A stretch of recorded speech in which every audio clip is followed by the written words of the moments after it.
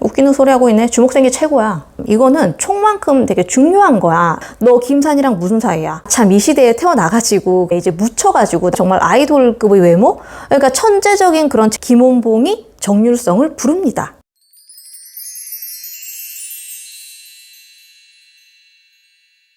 안녕하세요. 고작가의 휴먼레코드입니다. 여러분의 구독, 좋아요, 알림 설정은 저에게 큰 힘이 됩니다. 부탁드립니다.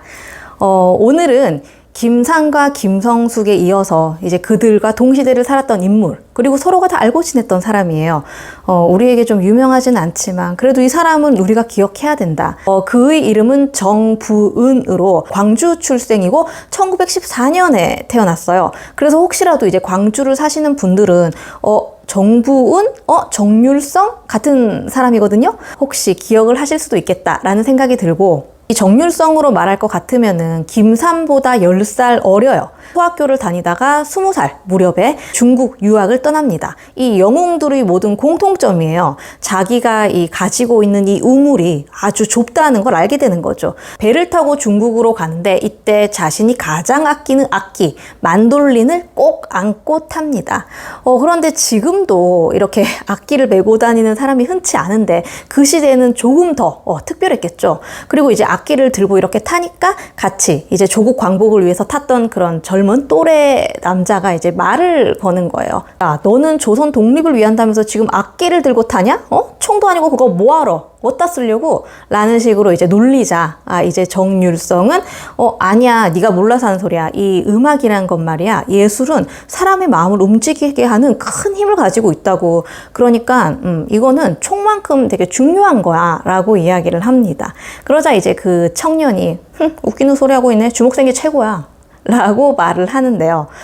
이 사람도 좀 중요한 인물이라서 제가 다음에 다룰 건데, 정률성과도 인연을 맺은 사람이었다는 거. 아무튼 정률성은 배를 타고 중국에 도착해서 김원봉이 교장으로 있는 중국혁명간부학교에 입학을 함과 동시에 의열단에도 입단을 하는데요. 이 중국혁명간부학교가 뭐 하는 데냐, 지금처럼 학교 이렇게 급식 먹고 구구단 외우고 이런 곳이 아니죠. 그 당시에는 정말 뜻있는 젊은이들이 조선에서 무려 중국까지 혼자 가서 거기서 공부를 하고 배우고 조국 광복을 위해서 일하겠다고 온 사람들이기 때문에 아침에는 정치 토론, 점심에는 전장 훈련, 그리고 이렇게 점심 식사도 자신들이 다 농사 지은 거를 직접 지어 먹는 거예요. 그리고 저녁에는 약간의 휴식 시간, 자기 전에 이렇게 거의 단체 기숙 생활이라고 해야 되나요? 정말 솔선수범해서 나서서 이렇게 온 거기 때문에 그 누구도 힘든 것에 대해서 불평불만하지 않고 열심히 다 모든 것에 임했다고 하는데요. 이 당시에 정률성에게 의열단원으로서 임무 하나가 부여됩니다. 그것은 바로 난징과 상하이를 오가는 그런 일본인들의 전하를 도청하는 것이었는데요. 그래서 이제 낮에는 열심히 공부하고 밤에는 그런 의열단원의 임무를 다 하고 있었는데, 어느 날 김원봉이 정률성을 부릅니다. 사실은 내가 율성이 너의 내형을 알고 있다. 그러니까 누나의 남편이죠. 내가 같은 항포공관학교 동기이기도 하고 초창기의 의열단원 같은 멤버이기도 했다. 그런데 네가 음악을 잘한다는 거를 들었다. 그래서 말인데, 너 상하이에 가서 외국인 그런 음악 선생에게 직접 음악을 배워볼 생각이 없느냐? 라고 물어봅니다. 정률성은 이게 웬 떡이야. 너무 좋은 거지. 이렇게 음악을 공짜로 배울 기회가 생긴 거잖아요. 그런데 이제 약간 불안한 거지. 근데 왜 그런 제안을 하는 거지? 라고 생각을 하고 있는데 이제 김원봉이 한마디 덧붙입니다. 물론 이것은 신분을 위장하기 위함을 전제로 하고 있다. 이제 그 얘기에 정률성은 그렇다면 가서 기꺼이 공부도 하고 배우겠습니다. 임무를 다하겠습니다. 라고 해서 상하이로 건너가게 됩니다.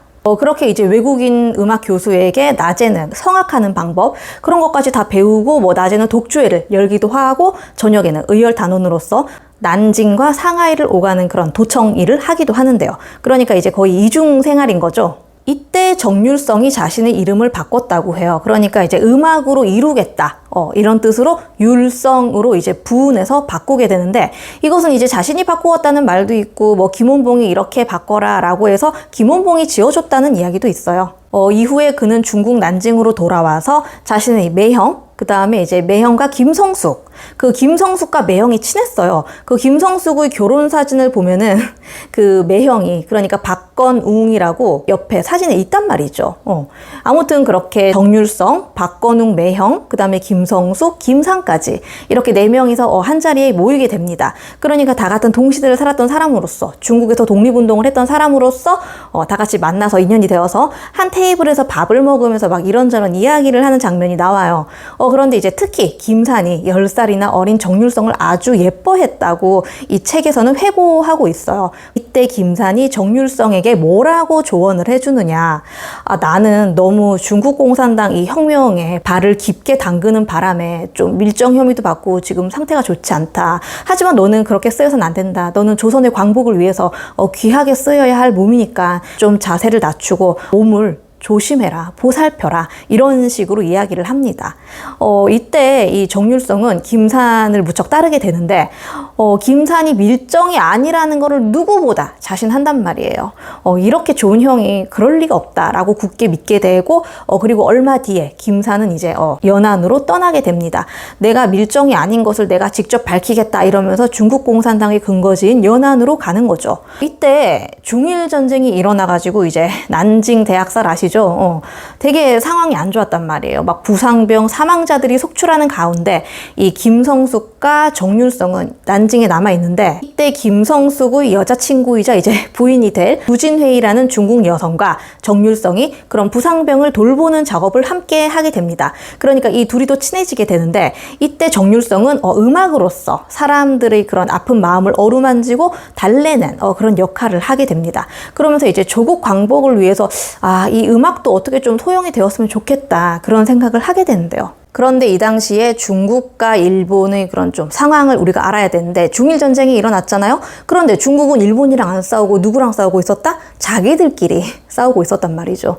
그러니까 이제 중국 공산당과 중국 국민당끼리 밥그릇 싸움 한다고 막 싸우고 있는데, 이제 일본이 이렇게 쳐들어오고 있는데 우리끼리 왕관 싸움에서 될 게 아니다. 우리 잠깐 휴전하자.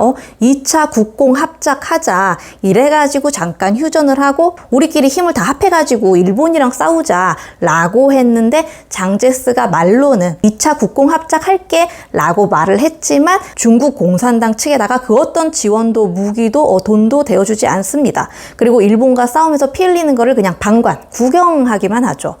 그런데 저는 이제 좀 장제스의 심정도 이해가 가는 것이, 그렇게 중국 공산당이 막 힘이 빠져가지고 막 피 흘리고 사망자 생기고 이러면은 나중에 왕관 싸움을 할 때 자기가 아무래도 유리할 거 아니에요. 그러니까 아무래도 힘 빼는 거를 그냥 구경만 한 거지. 그런데 이제 이 장제스 밑에 있던 조선 의용대, 이 조선의 젊은이들은 왜 우리가 이렇게 일본과 싸우는 걸 구경만 해야 되지? 왜 출동 명령을 안 내리지? 이러면서 되게 답답해가지고 중국 의용대 대원들의 대부분 80~90%가 연안으로 가잖아요. 그래서 이 화북지대인데 그쪽으로 가버리고 남은 10%, 20%만 이 계속 난징에 남아가지고 장제스와 함께해서 나중에 임시정부와 합류하고 뭐 돈 문제 등등으로 인해서, 그래서 나중에 남한까지 오게 되는 게 바로 김원봉, 김성숙이죠. 하지만 이때 이 정률성은 장제스를 택하지 않고 바로 화북지대 연안으로 갑니다. 그러니까 김산을 뒤따라 가는 거죠. 그 연안으로 가는 길이 아주 험준했단 말이에요. 그 험한 길에 역시나 바이올린을 딱 메고 갑니다. 그런데 저는 진짜 안타까운 게 뭐냐면은, 진짜 지금 태어났으면은 정말 아이돌급의 외모? 그러니까 천재적인 그런 재능은 물론이거니와 그런 성실성까지 결합이 되어가지고 엄청난 사람이 될 수 있었을 텐데, 이 시대에 이렇게 바이올린 메고 독립운동 하러 가는 게 흔치 않은데, 참 이 시대에 태어나가지고 이제 묻혀가지고 남한에서 좀 안타까운 부분이고요. 아무튼 이제 정률성은 김산을 연안에서 만나게 됩니다. 연안에서 만난 김산은 이때 내가 니메일스라는 여성을 만났는데 말이야, 내 말을 책으로 내준다네? 이러면서 막 들떠있는 상태였어요. 그리고 이제 중국 공산당 측에서 나를 받아들였나 봐. 이제 전선으로 나 가게 됐어. 드디어 일본과 싸울 수 있어. 이렇게 막 기쁜 소식을 전하고, 정률성은 정말 잘 되었어요. 꼭 살아 돌아와서 광복된 조국에서 봅시다 라고 이야기를 하는데요. 그런데 정률성이 분명히 김산이 전선에 나갔다고 했는데 좀 소식을 들어보니까 전선에 나간 게 아니래. 그런데 집에 가보면 김산이 없어. 그래가지고 이제 막 중국 공산당 측에 문의를 하는 거죠. 김산이 어떻게 되었느냐. 그러니까 걔는 밀정이야. 사실은 우리가 저쪽에 황천길로 보냈어 라는 말을 듣게 됩니다. 그리고 이제 그 사실을 알게 된 정률성은 정말 충격을 받는데, 오히려 이제 이 사건이 빌미가 되어가지고 중국 공산당 측에 불려가게 돼요. 너 김산이랑 무슨 사이야? 무슨 이야기를 마지막으로 했어? 너 도대체 정체가 뭐야? 라고 이야기하는데, 이때 정률성이 뭐라고 하느냐?